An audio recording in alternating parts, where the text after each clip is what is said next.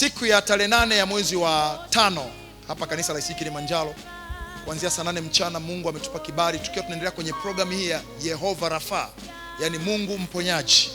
Tutakuwa tukitumia maandiko kwenye kile kitabu cha Mathayo, ambako kuna yule mwanamke alisema ndani ya moyo wake kwamba nitakapogusa vazi la Kristo nitapokea uzima.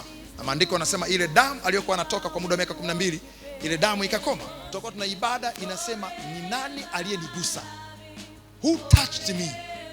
Some of you, kuna mtu alikuja ofisini kwako akagusa ile meza iliyokaa mbele hapo.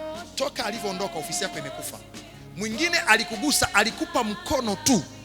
Kitendo cha kukupa mkono mpaka leo uchumi wako umeharibika. Mwingine aligusa kichwa chako. Toka alivyokugusa vitu vyako vimekufa. Mwingine mlifika mbali mpaka alikugusa kwa mkasi ama wembe akakunyoa.